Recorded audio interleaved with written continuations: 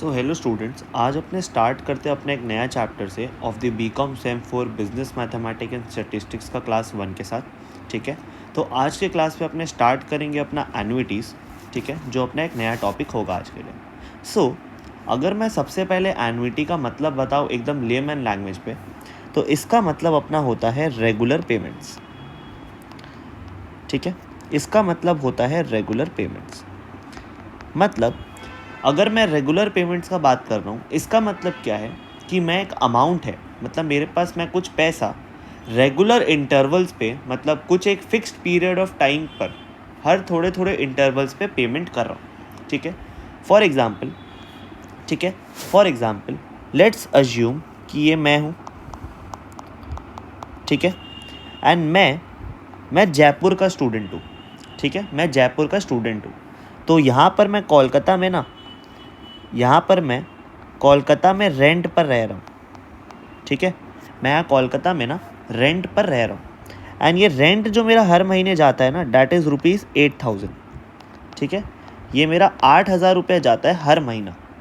ठीक है, 8,000 rupees a month है मेरा रेंट। ठीक है, जो मेरे को पे करना पड़ता है अपने लैंडलॉर्ड को, जो मेरे को यहाँ पर रहने के लिए। तो इसमें क्या हो रहा है, तो मैं बोलूँगा कि इन दी फर्स्ट मंथ मैं 8,000 दे रहा हूँ।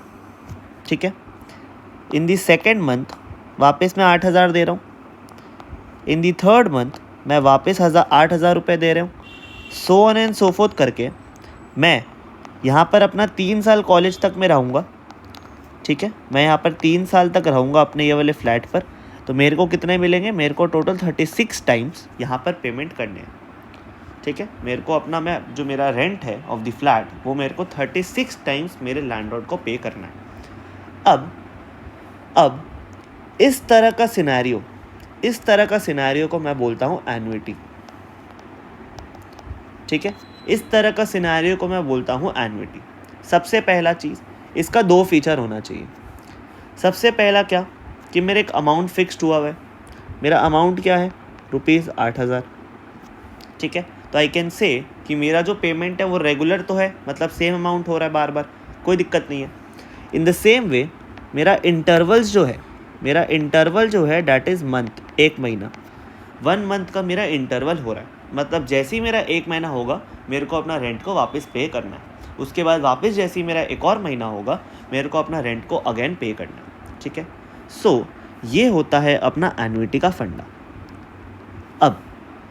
अब जैसे ही अपने समझ चुके हैं कि अपना एन्युइटी होता क्या है, अब अपने देखते हैं कि एन्युइटी कितने तरह का होता है। ठीक है, अपने सिलेबस में अपने को जो पढ़ना है वो अपने पास 3 तरीके का अवेलेबल है। ठीक है, सबसे पहला जो होता है डैट इज़ मेरा इमीडिएट एन्युइटी। ठीक है, दिस इज़ इमीडिएट एन्युइटी। मतलब मेरा जो पेमेंट हो रहे हैं ना, मतलब जो मेरा पेमेंट होगा डैट इज़ इन अरियर्स। ठीक है, मतलब अगर मैं अपने एग्जांपल से कोरिलेट करना चाहूँ तो आई कैन से कि मेरा जो रेंट जाएगा हर महीने, that will be eight the end of the month. ठीक है, that will be eight the end of the month. For example मैं बोलूँगा, मैं सबसे पहले 31 जनवरी को एक पेमेंट करूँगा, देन मैं पेमेंट करूँगा अपना 28 फरवरी को, so on and so fourth करके मैं 36 मंथ तक पेमेंट करूँगा। बट मेरा जो भी जिस इंटरवल का मैं पेमेंट कर रहा हूँ, मैं उस इंटरवल का या फिर उस टाइम पीरियड के एकदम एंड पर करूँगा। ठीक है, अब अपने आते हैं एडवांस पे। ठीक है, अब अपने बात करेंगे अपना सेकेंड टाइप। ठीक है, जिसको अपने बोलते हैं एन्युइटी ड्यू। ठीक है, तो अपना second topic is annuity due. मतलब यहाँ पर मैं क्या कर रहा हूँ, यहाँ पर मेरा पेमेंट होगा एडवांस में। ठीक है, मतलब मेरा जो रेंट जाएगा वो होगा हर महीने के स्टार्टिंग पे, that is 1 January, 1 February, so on and so fourth करके मैं ऐसे 36 मंथ्स तक जो भी मेरा इंटरवल है, तो मैं हर महीने के अपने पहले तारीख को एडवांस में पेमेंट कर दूंगा मेरा रेंट का अमाउंट, विच इज़ 8,000 रुपीज़। ठीक है, अब जो थर्ड चीज़ होता है डैट इज़ कॉल्ड अपना कंटिन्यूअस एन्युइटी। ठीक है, एंड इस टॉपिक को अपने एक बार के लिए होल्ड करेंगे एंड इस टॉपिक को अपने कवर करेंगे अपना सेकेंड क्लास से वंस अपना एन्युटी ड्यू और इमीडिएट एन्युटी का कॉन्सेप्ट क्लियर है, ठीक है। सो इस चैप्टर में अपने को एन्युटी ड्यू, ठीक है, एंड इमीडिएट एन्युटी के बारे में दो कॉन्सेप्ट पढ़ने हैं। सबसे पहला क्या, सबसे पहला होगा मेरा फ्यूचर वैल्यू, ठीक है। सबसे पहला क्या होगा मेरा फ्यूचर वैल्यू, या फिर अपने इसको अमाउंट भी बोलते हैं, ठीक है। या तो अपने को बोलेगा फ्यूचर वैल्यू या तो अपने को अमाउंट भी बोल सकता है।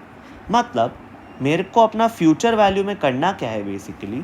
फॉर एग्जांपल अभी मैंने जो अपना एग्जांपल दिया था, इस बार मैं क्या एग्जांपल लेता हूँ, मैं बोलता हूँ कंसिडर कर रहा हूँ अपना LIC का प्रीमियम्स, ठीक है। दिस इज़ अ एग्जांपल जो अपने एग्जाम्स में आता है, इसीलिए मैं ये वाले एग्जांपल को ले रहा हूँ। तो आई विल से हियर कि मेरा जो LIC का प्रीमियम है, ठीक है, मेरा जो LIC का प्रीमियम है वो मैं हर साल पे कर रहा हूँ, ठीक है। ये जो हो रहा है मेरा दिस इज़ एनुअल पेमेंट, ठीक है। एंड ये पेमेंट मेरे को हर साल एडवांस में करने का होता है, ठीक है, ठीक है। और मैं दूसरा केस जो लूँगा डैट इज़ मेरा अरियर का केस। मैं दो केस लेके चलूँगा अपने पूरे एग्जाम्पल को, ताकि अपने को फ्यूचर वैल्यू या फिर अपने अमाउंट का फंडा को समझ सकें। सो मैं क्या बोलूँगा कि मेरा अमाउंट कितना है, मतलब प्रीमियम अमाउंट का बात कर रहा हूँ मैं अभी। मैं बोलूँगा मेरा प्रीमियम जाता है हर साल, समझ लो 10,000 का, ठीक है। मेरा प्रीमियम जाता है ₹10,000 का। अब मेरे को अगर फ्यूचर वैल्यू निकालना है तो मेरे को एक टाइम पे निकालना है। तो मैं बोलूँगा कि लेट्स से मेरा फ्यूचर वैल्यू मेरे को निकालना है आफ्टर 10 ईयर्स, ठीक है। मेरे को देखना है कि ये जो मेरा प्रीमियम है, ये जो मैं हर साल 10 हज़ार रुपये दे रहा हूँ, वो मेरे को eight the and after 10 years कितना बन जाएगा वो मेरा, ठीक है। मेरे को अपना देखना क्या है कि ये जो 10,000 रुपया है टर्न्स आउट टू बी कितना अमाउंट, ठीक है। मेरे को ये निकालना है कि मेरा कितना रुपया बन जाता है आफ्टर 10 ईयर्स, जब मेरा रेट ऑफ इंटरेस्ट जो उस पैसे पर मिलेगा, ठीक है, जब उस रेट ऑफ इंटरेस्ट जो उस पैसे पर मिलेगा डैट विल बी 7%, ठीक है। मेरा रेट ऑफ इंटरेस्ट मैं कितना ले रहा हूँ यहाँ पर, मैं यहाँ पर 7% ले रहा हूँ। सो नाउ अब इस फंडा के लिए मैं क्या बोलता हूँ, ध्यान देना। क्योंकि मैं यहाँ पर एडवांस में पेमेंट कर रहा हूँ, तो मेरे को 10 सालों तक पेमेंट करना है। मतलब मेरे को अपना फर्स्ट ईयर, मतलब मैं फर्स्ट ईयर के शुरू में पेमेंट कर रहा हूँ, ठीक है। फर्स्ट ईयर के स्टार्टिंग में पेमेंट कर रहा हूँ 10,000, ठीक है।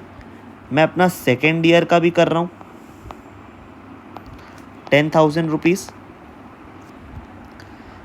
इसी तरह मैं अपना 10th ईयर का भी पेमेंट कर रहा हूँ ईयर के स्टार्टिंग में, है ना। मैं ईयर के स्टार्टिंग में वापस 10,000 पेमेंट कर रहा हूँ।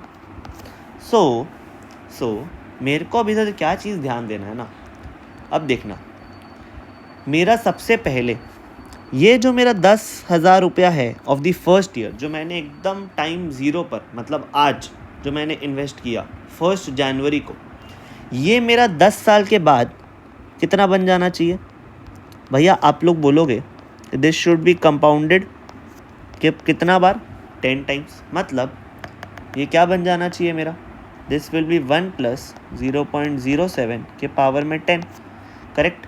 So this is my thing.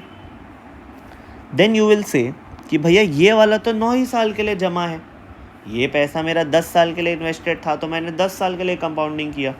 यहाँ पर जो मेरा अमाउंट है ये तो सिर्फ 9 सालों के लिए ही जमा है, तो ये कितना बार कंपाउंडिंग होगा, करेक्ट, 9 ही बार होगा। इन द सेम वे जो मेरा 10th ईयर वाला अमाउंट है वो कितनी बार कंपाउंडिंग होगा, वो तो एक ही बार होगा, क्योंकि वो सिर्फ 10th ईयर का 1 जनवरी से लेके 10th ईयर का 31 दिसंबर तक जा रहा है। Just an example of the dates. So यहाँ पर मेरा क्या रहेगा, सिर्फ 1 साल के लिए रहेगा, ठीक है। अब मेरे को क्या करना पड़ता है एन्युटी का फंडा में, मेरे को इन सबको ऐड करना है, सबका वैल्यू निकाल करके ऐड करना होता है। अब आप लोग सोच रहे होगे कि this will be very tough thing कि भैया बार बार पहले इसका वैल्यू निकालो, फिर इसका निकालो, फिर थर्ड वाले का निकालो, फोर्थ वाले का निकालो, इसी तरह अपना जितना भी पीरियड दिया हुआ है उन सब का वैल्यू निकाल करके जोड़ो। बट अपने को इतना मेहनत नहीं करना। अपने को क्या करना है, अपने पास एक फॉर्मूला अवेलेबल है, ठीक है, अपने पास एक फॉर्मूला अवेलेबल है। ये फॉर्मूला अभी मैं किसका बता रहा हूँ, दिस फॉर्मूला इज, ठीक है, दिस फॉर्मूला इज फॉर मेरा एन्युटी ड्यू, ठीक है, दिस फॉर्मूला इज फॉर मेरा एन्युटी ड्यू, मतलब जब मेरा पेमेंट्स किस में हो रहे हैं, मेरे पेमेंट्स हो रहे हैं एडवांस में। तो ये फॉर्मूला में क्या हो रहा है, this formula will be written as a, ठीक है, एक ब्रैकेट खोलूँगा सबसे पहले।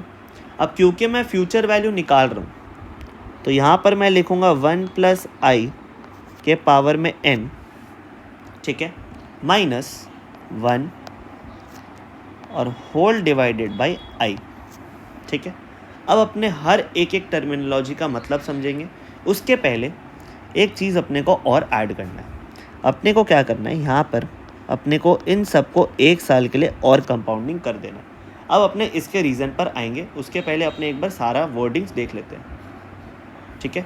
चलो देखो, ये जो a है, this a is my annual amount, ठीक है, ये जो a है this is my annual amount, clear, ठीक है। ये जो i है, ये i है मेरा रेट ऑफ इंटरेस्ट जो मेरे को उस अमाउंट पर मिलना चाहिए, ठीक है, करेक्ट है ये भी। अब और तो इसमें कुछ है नहीं मेरा, तो ये दोनों चीज़ अपने को समझ में आ गया, क्लियर। अब अपने क्या कर रहे हैं, ध्यान देना, मैं जो ये मेरा अमाउंट है, ठीक है, उसको मैं मल्टीप्लाई करना चाह रहा हूँ मेरा कंपाउंडिंग फैक्टर से, और उसमें से मैं कम कर दूंगा मेरा 1, ठीक है, 1 को मैं सब्ट्रैक्ट कर रहा हूँ और उसके बाद डिवाइड कर रहा हूँ मैं i से। एंड जैसे ही मेरे को मेरा ये वाला पार्ट का वैल्यू मिला, ठीक है, उसके बाद मैं मल्टीप्लाई कर रहा हूँ एक एडिशनल 1 + i से। अब ध्यान देना, अब मैं क्या बात कर रहा हूँ ना, मैं जैसे ही एक बार अरियर वाला कॉन्सेप्ट समझाऊंगा आप लोगों को खुद ब खुद समझ में आ जाएगा कि ऐसा क्यों किया मैंने, ठीक है। अब अरियर में अभी मैंने बोला था कि जो मेरा पेमेंट होती है that is at the year and पे, है ना, that is of the end of the period पे मेरा पेमेंट होना चाहिए। मतलब जो मेरा पहला पीरियड है, मतलब जो मेरा पहला टर्म है, यानी कि मेरा फर्स्ट ईयर, ठीक है, तो मतलब मैं फर्स्ट ईयर पे पेमेंट तो 10,000 ही कर रहा हूँ, ठीक है, पर eight the end of the year कर रहा हूँ। सेम गोज़ फॉर मेरा सेकेंड ईयर, मेरा पेमेंट कहाँ हो रहा है, एंड ऑफ द ईयर हो रहा है। इसी तरह मेरा 10th ईयर में भी, ठीक है, इसी तरह मेरा 10th ईयर में भी पेमेंट तो 10,000 ही हो रहा है, पर eight the end of the time period हो रहा है, करेक्ट। तो इन दिस वे अगर मैं कंपाउंडिंग वाला इधर टॉपिक लगाऊं तो मैं बोलूँगा कि यहाँ पर मेरा इंटू 1 ही होना है, इंटू 1 ही होना है, क्योंकि पहले बार में कंपाउंडिंग होगा ही नहीं, एट द ईयर एंड है ना, मतलब ये तो सिर्फ 9 साल के लिए। देखो मतलब ये जो है इसको मैं मल्टीप्लाई किससे करूँगा, पहला साल के लिए तो कुछ इंटरेस्ट नहीं मिलेगा, क्योंकि पहला साल के एंड में पेमेंट कर रहे हो, तो उस पर क्या चीज़ का इंटरेस्ट मिलेगा, नहीं मिलेगा। यहाँ पर मैं लगाऊंगा 1.07 के पावर में 9। इज दिस क्लियर, ठीक है। क्यों, क्योंकि मेरे को पहले साल का ब्याज नहीं मिलेगा, ठीक है, क्योंकि मेरे को पहला साल का जो मेरा इंटरेस्ट अमाउंट मिलना चाहिए था फर्स्ट ईयर का 10,000 पे, वो मेरे को नहीं मिलेगा, क्योंकि मेरा जो पीरियड बेसिकली गुजर चुका है मैंने उसका अपना इंटरेस्ट जोड़ा। In the same way this will B 1.07 के पावर में 8 एंड सो ऑन। जो मेरा लास्ट वाला पेमेंट है बेसिकली, उस पर मेरे को मिलेगा 1 + 0.707 के पावर में 0, ठीक है। So this is my final एक तरह से वैल्यू। अब अगर अपने अगेन इसका फॉर्मूला बताऊं मैं, तो इसका फॉर्मूला इज़ ए, ठीक है, इसका फॉर्मूला इज़ ए 1 + i के पावर में n -1 whole divided by i, ठीक है। सो ये जो फॉर्मूला है, ये फॉर्मूला होता है मेरा फॉर एन्युटी का वैल्यू, ठीक है, एन्युटी ड्यू का फ्यूचर वैल्यू, मतलब अमाउंट जो मेरे को 10 साल के बाद मिलना चाहिए, ठीक है, क्लियर है। तो अब अगर मैं यहाँ पर अपना वैल्यू पुटिंग करूँ तो मेरे को मिलेगा ₹10,000 जो मेरा ए है, ठीक है। 1 प्लस 0.07 के पावर में 10, ठीक है, -1 होल डिवाइडेड बाई 0.07। एंड अगर आप लोग इसको कैलकुलेट करोगे तो आप लोग को आपका फाइनल वैल्यू यहाँ पर मिल जाएगा, which will be my final answer, ठीक है। Now talking about the formula जहाँ पर मैंने यहाँ पर 1 प्लस आई को जोड़ा। अगर अब आप लोग ध्यान से देखोगे, ठीक है, तो ये जो अभी मैंने पार्ट सर्कल किया, wait I will shade it also,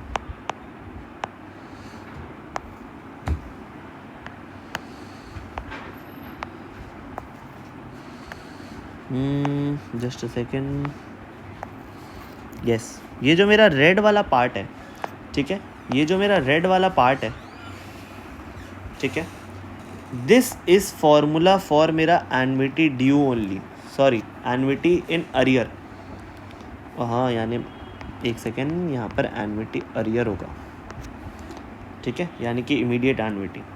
ये जो फॉर्मूला है ये मेरा एन्युटी अरियर में पेमेंट होने वाले का ही फॉर्मूला था। मैं क्या कर रहा हूँ, मैं बस एक 1 प्लस आई से मल्टीप्लाई कर दिया। क्यों कर दिया?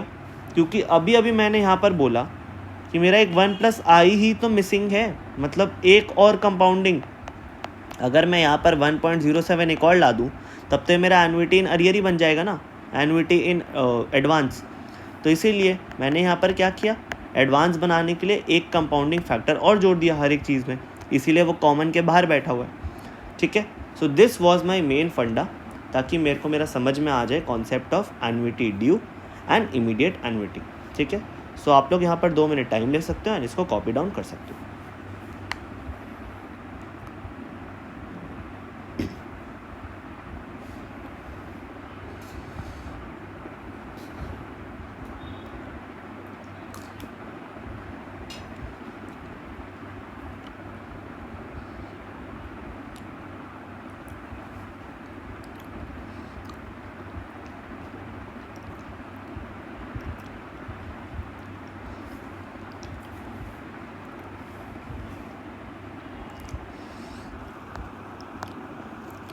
तो चलो अब अपने बढ़ते अपना फर्स्ट क्वेश्चन पे, जो अपने एग्ज़ाम में आने का काफ़ी ज़्यादा चांसेस रहता है, ठीक है। तो चलो मेरे को अब मैं रेफ़र करूँगा अपना थर्ड एग्जाम्पल ऑफ द जेसी का बुक, ठीक है। अब इस क्वेश्चन में मेरे को बोला गया, a person invest ₹1000 every year with a company, मतलब इन्वेस्टमेंट अमाउंट जो मेरा हर साल का है वो मेरे को दे दिया, विच इज़ ₹1000, ठीक है। मतलब 1000 वो हर साल मेरा एक कंपनी के साथ इन्वेस्ट करता है एट 10% पर एनम, ठीक है। तो मेरे पास मेरा रेट ऑफ इंटरेस्ट भी दे दिया, ठीक है। फिर बोला है ही अलाउज हिज डिपॉजिट्स, मतलब जो वो हर साल 10,000 रुपये इन्वेस्ट कर रहा है, ठीक है, उसको एक कंपाउंडिंग रेट पर देने के लिए अलाउ करता है। वो तो कॉमन है एकदम, उस पर कंपाउंड इंटरेस्ट मिलना चाहिए उसको। फिर मेरे को बोला है find the amount standing to his credit, ठीक है, 1 year after he has made his yearly investment for the 10th time. मतलब ये पेमेंट के नंबर ऑफ पेमेंट्स कितने हो रहे हैं, ठीक है, नंबर ऑफ पेमेंट्स कितने हो रहे हैं मेरे, 10 हो रहे हैं। मतलब 10th टाइम जैसे ही वो पेमेंट किया, मेरे को क्या करना है, मेरे को उसके ठीक 1 साल बाद का अपना वैल्यू निकाल करके देना है। अमाउंट निकालना है ना, अमाउंट निकालने बोला है, मतलब क्या, फ्यूचर वैल्यू निकालने बोला है। अमाउंट क्या होता है मेरा, फ्यूचर वैल्यू होता है, अभी अभी मैंने बताया था। तो इन दिस केस मेरे को क्या करना है, मेरे को एक चीज़ समझना है, यहाँ पर जो लिखा हुआ है ना, मेरे को अमाउंट निकालना है standing due to his credit 1 year after जो उसने अपना पेमेंट किया।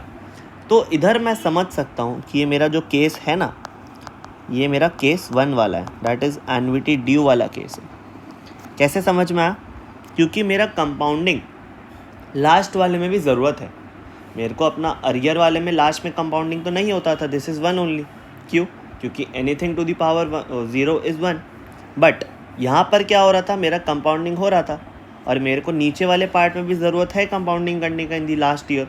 क्यों? क्योंकि क्रेडिट स्टैंडिंग ड्यू 1 ईयर के आफ्टर बोला हुआ है मेरे को, करेक्ट। तो इसीलिए यहाँ पर मैं लगाऊंगा अपना एन्युटी ड्यू का फॉर्मूला, और अपने हमेशा अपना फ्यूचर वैल्यू को डिनोट करते हैं एम से। तो मेरे को पता है मेरा formula is A times 1 plus I के पावर में 10 minus 1 whole divided by I, and multiply करूँगा 1 प्लस आई से अगेन, ठीक है। So this is my formula. तो अब मेरे को यहाँ पर क्या मिलेगा? यहाँ पर मेरे को मिलेगा 1000, ठीक है, 1000 मल्टीप्लाइड बाई 1.1 विच इज़ 10%। फिर मैं ब्रैकेट खोलूँगा एंड लिखूँगा 1.1 के पावर में 10 माइनस 1, ठीक है, whole divided by 0.1 which is मेरा आई, ठीक है। एंड जैसे ही मैं इसको सॉल्व करूँगा मेरे को जो मेरा आंसर मिलेगा that will come out to be 17534, ठीक है। मतलब ये जो मेरा आंसर है, मतलब कि मेरा 17534, this is the value of total value जो मेरे को 10 ईयर के बाद मेरे को पड़ा हुआ मिलना चाहिए, ठीक है। यानी कि जो मेरे जिस कंपनी में मैंने इन्वेस्ट किया है उसको मेरे को ये वाला अमाउंट लौटा करके देना चाहिए, ठीक है। अगेन आप लोग यहाँ पर 2 मिनट ले सकते हो, इसको समझ के कॉपी कर लेना चाहिए।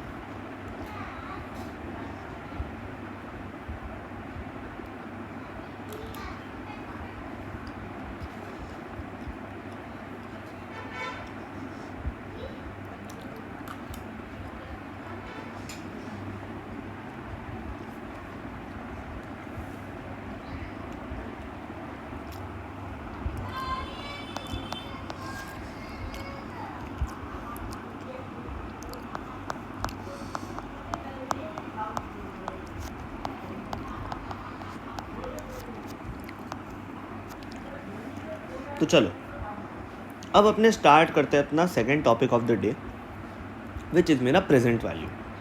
अब प्रेजेंट वैल्यू वाला टॉपिक स्टार्ट करने से पहले मैं यहाँ पर 2 टिप्स बताता हूँ। सबसे पहला, अपने को पता है कंपाउंडिंग फैक्टर क्या होता है?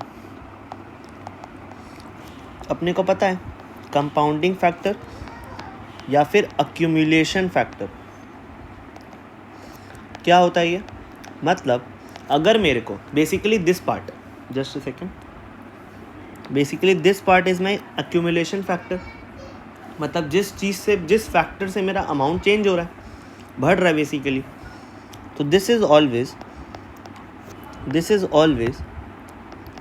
1 प्लस आई के पावर में n। बट ये हम लोग बेसिकली अप्लाई करते हैं कब? जब अपने को फ्यूचर पे कुछ वैल्यू निकालना है, मतलब आगे जा कर के मेरे को अपना वैल्यू चाहिए। बट जब मेरे को अपना आगे का चीज़ को पीछे लेके आना है, यहाँ पर क्या कर रहे हैं हम लोग? टुडे टू टुमारो कर रहे हैं ना बेसिकली, ठीक है। अब अगर हम लोग को टुमारो टू टुडे करना है, मतलब एक जन ने अगर मेरे को प्रॉमिस किया कि 1 साल के बाद वो मेरे को 10,000 रुपये देगा, बट तो आज तो उसका वैल्यू 10,000 रुपये नहीं होगा। आज तो उसका वैल्यू ऑफकोर्स का बात है कम होना चाहिए, है ना? क्यों? क्योंकि मनी का वैल्यू डिक्रीजेज ओवर टाइम। तो मेरा जो आज का वैल्यू है मेरे को वो चाहिए, एंड वो मेरे को कैसे मिलेगा? वो मेरे को मिलेगा मेरा डिस्काउंटिंग फैक्टर के बाद, ठीक है। वो मेरे को कैसे मिलेगा? वो मेरे को मिलेगा मेरा डिस्काउंटिंग फैक्टर। मतलब जो पेमेंट मेरे को टुमारो यानी कि कोई भी फ्यूचर डेट पे मिलने वाला है, मेरे को उसको डिस्काउंट करके अपने आज का वैल्यू के टर्म्स में लाना है, ठीक है। और ये क्या होता है? This is 1 by accumulation factor, यानी कि कुछ नहीं करना है, बस मेरा 1 by, just a second, just give me a moment, so sorry.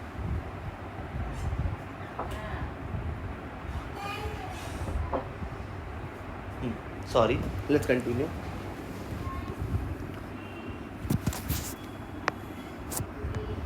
हाँ चलो, हाँ सो मेरे को क्या करना है? मेरे को यहाँ पर कुछ नहीं करना है, बस 1 प्लस आई के पावर में n का कर देना है रेसिप्रोकल, यानी कि और इजी करने के लिए 1 प्लस आई के पावर में माइनस m। सो एक ट्रिक बोल लो या फिर टिप बोल लो, जो बोलना है बोल लो। बट जब भी अपने को अमाउंट या फ्यूचर वैल्यू निकालना है तो हम लोग हमेशा पावर में n यूज़ करेंगे, और जब भी मेरे को निकालना है अपना प्रेजेंट वैल्यू तो मैं यूज़ करूँगा -n। बस that is the sole difference of my topic. ठीक है, तो अब अगेन मेरे पास दो तरह के एन्युटी अवेलेबल थे। सबसे पहला वॉज मेरा एन्युटी ड्यू, ठीक है, और दूसरा मैं ले रहा था अपना इमीडिएट एन्युटी। ठीक है, करेक्ट। सो इमीडिएट एन्युटी जो मैं बोलूँगा इसका फॉर्मूला विल बी, ठीक है, टुडे का वैल्यू मैं इसको ले लेता हूँ v। ठीक है, टुडे वैल्यू को मैं डिनोट कर लेता हूँ v से। तो यहाँ पर मेरे को मिलेगा एनुअल अमाउंट 1 माइनस, इस बार 1 पहले आ जाएगा, क्यों? क्योंकि किसी भी चीज़ के पावर में अगर मैं -n डाल रहा हूँ तो that will be less than 1। तो this will B 1 plus I के पावर में -n डिवाइडेड बाई i। ठीक है, and in the same way मेरा एन्युटी ड्यू का जो फॉर्मूला आएगा डैट विल बी a, ठीक है, 1 माइनस 1 प्लस आई के पावर में -n होल डिवाइडेड बाय आई। ठीक है, मेरे को मेरा इमीडिएट एन्युटी का फॉर्मूला कॉपी करना था एग्जैक्टली, और फिर मैं इसको मल्टीप्लाई कर दूंगा एक और कंपाउंडिंग फैक्टर से, ताकि मेरा लास्ट वाला जो अमाउंट है उस पर मेरा डिस्काउंटिंग लग जाए बेसिकली। ठीक है, इज दिस क्लियर? कोई दिक्कत यहाँ तक? This is very easy topic अपना, कोई दिक्कत नहीं होना चाहिए यहाँ पर। ठीक है, सो अब क्योंकि अपने को ये वाला पार्ट आता है, अब अपने यहाँ पर एक क्वेश्चन लेकर के बैठते हैं। ठीक है, चलो अगेन मैं वही वाला क्वेश्चन ले रहा हूँ which is very much high probability to come in the exam, which is example number 9। मेरे को बोला है a wagon is purchase on installment basis. ठीक है, मतलब मैं एक वैगन परचेज करना चाह रहा हूँ जिसका जो मैं पेमेंट है वो इंस्टॉलमेंट के बेसिस पर करूँगा। ठीक है, अब यहाँ पर मेरे को बोला है मैं अपना 5,000 रुपये दे रहा हूँ एज डाउन पेमेंट। ठीक है, मतलब मैं अपना यहाँ पर डाउन पेमेंट दे रहा हूँ, that is at the time of signing off the contract. कितना दे रहा हूँ यहाँ पर? मैं यहाँ पर दे रहा हूँ 5,000 रुपये। ठीक है, नाउ यहाँ पर फिर मेरे को बोला गया उसके बाद का जो मैं पेमेंट है वो करूँगा 4 ईयरली इंस्टॉलमेंट्स पे। मतलब मेरे को मेरा एनुअल पेमेंट दे दिया कि मैं हर साल 3,000 रुपये पेमेंट करूँगा, है ना। टेन्योर कितना है, कितने साल तक करूँगा? 4 साल तक करूँगा। किस में करूँगा? अरियर में करूँगा। भैया अरियर कैसे पता चला? लिखा हुआ है, it is mentioned each payable eight the end of the first, second, third and the fourth. ठीक है, इन द सेम वे मेरे को मेरा आई भी दिया हुआ विच इज़ 5% पर एनम। ठीक है, मेरे को मेरा रेट ऑफ इंटरेस्ट दे दिया।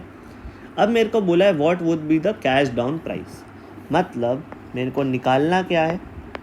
प्राइस ऑफ द वैगन निकालना है। सो मेरे को ज़्यादा कुछ नहीं करना है, मेरे को बस ये जो 3,000 रुपये है ना, मेरे को इसका प्रेजेंट वैल्यू निकालना है और 5,000 के साथ जोड़ देना है। क्यों? क्योंकि मैं 3,000 सबसे पहली बार जो एक साल में दिया, ठीक है, क्योंकि एंड में दिया तो मेरे को उसको डिस्काउंट करना है। सेकेंड ईयर वाले जो 3,000 रुपये दिया मैंने उसको 2 साल के लिए डिस्काउंट करना है। इन द सेम वे मैं लास्ट वाले को डिस्काउंट करूँगा 4 बार, ताकि मेरे को आज का मेरा वैल्यू मिल जाए। क्लियर? तो अगर मैं यहाँ पर लिखूँ v, that is 3,000 multiplied by 1 minus 1.05 के पावर में -4। क्यों? क्योंकि this is a case of present value निकालना है, मेरे को आज का वैल्यू निकालना है ना, क्योंकि मैं पेमेंट तो आने वाले 4 सालों में करूँगा, किया तो नहीं हो अभी तक। ठीक है, होल डिवाइडेड बाई 0.05। ठीक है, अब अगर मैं सेम चीज़, सबसे पहला चीज़, ये जो आप लोग का वैल्यूज़ होते हैं ना, ये आप लोग को क्वेश्चन में हमेशा गिवन रहते हैं। ठीक है, तो आप लोग इसको आराम से पुट कर सकते हो, अपने कैलकुलेटर में फीड कर सकते हो, एंड देन ये वाला का जो मेरा पार्ट है, इसका जो मेरे को वैल्यू मिलेगा डैट विल बी मेरा 10,644 रुपीज़। मतलब मेरे को मेरा जो 10,644 जो अमाउंट है, इसको मैं टोटल 4 सालों में पे कर रहा हूँ 12,000। ठीक है, 3,000 करके मैं 4 बार पेमेंट कर रहा था ना, मतलब मैं ये जो मेरा 10,000 ₹644 है। अगर मैं इसको 4 साल का एन्युटी बनाऊँ 5% का रेट पर अरियर्स में, तो मेरे को 12,000 टोटल होना चाहिए। क्लियर है? नाउ अगर अब मेरे को अपना कैश डाउन प्राइस निकालना है, ठीक है, अगर मेरे को अपना कैश डाउन प्राइस निकालना है, दैट विल बी मेरा डाउन पेमेंट का अमाउंट विच वॉज 5,000। इसमें मैं जोड़ दूंगा अपना 10,644 और मेरे को यहाँ पर मिल जाएगा 15,644 and this will be my final value. ठीक है, आई होप कि ये वाला क्वेश्चन एकदम ईजीली आप लोग को सबको क्लियर हो गया होगा एंड अब अपने बढ़ पाएंगे अपने आगे वाले टॉपिक पर। ठीक है, आप लोग इसको फटाफट से कॉपी कर लो, देन अपने बढ़ेंगे अपना नेक्स्ट टॉपिक।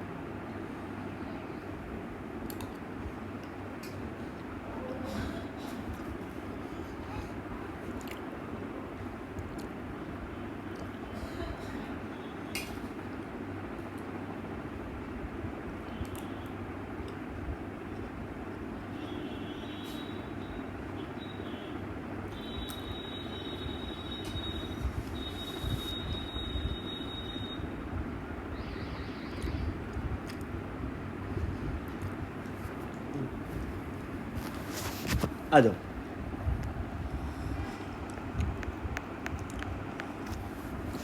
ठीक है, अब अपने बढ़ते अपना नेक्स्ट टॉपिक में, दैट इज परपेचुइटी। ठीक है, तो सबसे पहला चीज, ये जो मेरा वर्ड है ना perpetuity, this comes from the word perpetual. जैसे अपने बोलते हैं कि कंपनी का परपेचुअल सक्सेशन होता है, मतलब वो हमेशा चलते रहता है। अगर उसका ओनर भी मर गया तो कंपनी ख़त्म नहीं होने वाला, company will be led by someone else. In the same way perpetuity मतलब इनफाइनाइट पेमेंट्स। ठीक है, परपेचुइटी का मतलब क्या होता है? Infinite payment. मतलब सबसे पहला बात तो क्या, सबसे पहला चीज़ यहाँ पर मेरा FV बोल के कुछ नहीं होता। क्यों? क्योंकि मैं इनफाइनाइट टाइम पीरियड तक मैं पेमेंट करूँगा, तो मेरे को पता नहीं है कि मेरे को किस मोड पर अपना वैल्यू चाहिए। करेक्ट? अगर किसी मोड पता है, अगर मेरे को अपना टाइम पीरियड पता है, तब तो मेरा वो एन्युटी नॉर्मल बन जाएगा। ये तो परपेचुअल नहीं बनेगा ना, क्योंकि मैं यहाँ पर इनफाइनाइट पेमेंट कर रहा हूँ, इसीलिए परपेचुइटी है। सो यहाँ पर हम लोग को हमेशा सिर्फ प्रेजेंट वैल्यू ही निकालना पड़ता है। एंड यहाँ पर मेरा जो प्रेजेंट वैल्यू होता है उसका फॉर्मूला होता है एनुअल अमाउंट, ठीक है, डिवाइडेड बाय मेरा I। ठीक है, मेरा formula for perpetuity is annual amount, ठीक है, होल डिवाइडेड बाय मेरा rate of interest. Is this clear? बहुत इजी है ये वाला पार्ट भी अपना। ठीक है, अब there is one more thing जो अपने को समझना है एक बार के लिए अभी यहाँ पर। ठीक है, दैट इज़, ठीक है, दैट इज़ ये जो मेरा फॉर्मूला है, दिस इज़ फॉर अरियर वाला part, that is immediate annuity. And यही अगर मैं अपना दूसरा वाला का बनाना चाहूँ तो वो क्या बन जाएगा? 1 + I मेरे को ऊपर में मल्टीप्लाई कर देना। Correct? So this is for मेरा एन्युटी ड्यू। क्लियर है? ठीक है, वेरी इजी टॉपिक। अब अपने कर लेंगे फटाफट से अपना एक यहाँ पर भी क्वेश्चन, ठीक है, विच इज़ एग्जाम्पल नंबर 14। मेरे को बोला है what is the value of perpetual annuity of ₹1000 per annum of eight 4%। ठीक है, मतलब मेरे को मेरा एनुअल अमाउंट यहाँ पर दे दिया, ठीक है, डैट इज़ ₹1000। मेरे को यहाँ पर और क्या दे दिया? मेरा रेट ऑफ इंटरेस्ट दे दिया विच इज़ 4%। ठीक है, कुछ बोला नहीं है यहाँ पर, तो मैं हमेशा अज्यूम करूँगा कि मेरा पेमेंट अरियर्स में हो रहा है। एंड यहाँ पर मेरा जो वैल्यू ऑफ द परपेचुइटी है, यानी कि परपेचुअल एन्युटी है, this will come out to be 1000 divided by 0.04। ठीक है, एंड दिस विल बी मेरा फाइनली ₹25,000। क्लियर है? क्लियर है? ठीक है, नाउ अब अपने बढ़ेंगे अपना one of the most important topics, ठीक है, which is deferred annuity. Deferred annuity में बेसिकली कुछ नहीं है, यहाँ पर मैं एक ट्रिक बताऊंगा और अपना पूरा अभी अपना एन्युटी वाला फंडा ख़त्म हो जाएगा। डेफर्ड एन्युटी मतलब क्या होता है, स्टार्टिंग फ्रॉम फ्यूचर। मतलब मैं क्या बोल रहा हूँ ना, मैं बोलता हूँ, एक एग्जांपल देता हूँ। मैं क्या किया, मैंने एक जगह ख़रीदा, ठीक है, मैंने एक जगह को लीज पर लिया एक तरह से, ठीक है, नॉट लीज बेसिकली, चलो रेंट ही बोलते हैं, ठीक है। मैंने एक जगह को रेंट पर लिया, मैं बोला, मैंने सिर्फ ज़ुबान दिया कि मैं 2 साल के बाद ये जगह ले लूँगा, ठीक है। मैंने अपना ज़ुबान दिया कि ये रेंट जो मैं दूंगा ना, मतलब मैं रेंट पे ले रहा हूँ और 2 साल के बाद दूंगा, और 2 साल के बाद मैं आपको हर साल का ₹1,00,000 रेंट के नाम पर दूंगा। हर साल मैं आप लोग को ₹1,00,000 रेंट के नाम पर दूंगा, ठीक है। रेंट के नाम पे मैं आप लोग को, सब लोग को 2 लाख, मतलब 2 साल के बाद ₹1,00,000 देना स्टार्ट करूँगा। तो अब फिर मैं बोला मैं 5 साल तक रखूँगा, 2 साल के बाद और, मतलब इन दिस केस मेरे को क्या करना है ना, सबसे पहला चीज़ जो मेरा एन्युटी चल रहा है डैट इज़ फ्रॉम द 2 साल के बाद से लेके और 5 साल। तो अगर मैं यहाँ पर अपना एन्युटी का फॉर्मूला लगाऊंगा तो मेरे को क्या मिलेगा, this will be ₹1,00,000, 1 plus I, sorry my bad, present value निकाल रहे हैं ना, just a second, 1 minus 1 plus I के पावर में n whole divided by I, ये मिलेगा। बट ये वैल्यू होगा मेरा end, this value will be मेरा at the end of the 3rd year पे, जहाँ से मैंने पेमेंट करना स्टार्ट किया। तो अब इधर मेरे को क्या करना पड़ेगा, इधर मेरे को यहाँ पर फर्दर डिस्काउंटिंग करना पड़ेगा, ठीक है। यहाँ पर मेरे को क्या करना पड़ेगा, मेरे को फर्दर डिस्काउंटिंग करना पड़ेगा 3 सालों के लिए, ताकि मेरे को मेरा आज का वैल्यू मिल जाए, ठीक है। मतलब यहाँ पर मेरे को नीचे में मल्टीप्लाई किससे करना पड़ेगा, 1 प्लस आई के पावर में 3 से, बेसिकली मैं यहाँ पर डिस्काउंटिंग कर रहा हूँ। So this is the sole funda, ठीक है। सो आई होप कि ये वाला क्लास एकदम ज़्यादा क्लियर होगा आप लोग को। अब अपने इन दी नेक्स्ट क्लास अपने इंपॉर्टेंट सम्स को प्रैक्टिस कर लेंगे, एंड अपना सिर्फ एक टॉपिक रह गया है जो बहुत ज़्यादा इंपॉर्टेंट होता है, नॉट 1 बेसिकली 2 ले लेते हैं, that is sinking fund and अपना एंडाउमेंट, उसको अपने कंप्लीट करके अपना इस चैप्टर को सल्टा देंगे, ठीक है। सो आई होप कि आप लोगों का चैप्टर क्लियर आया होगा। So thank you so much, have a nice day, bye bye.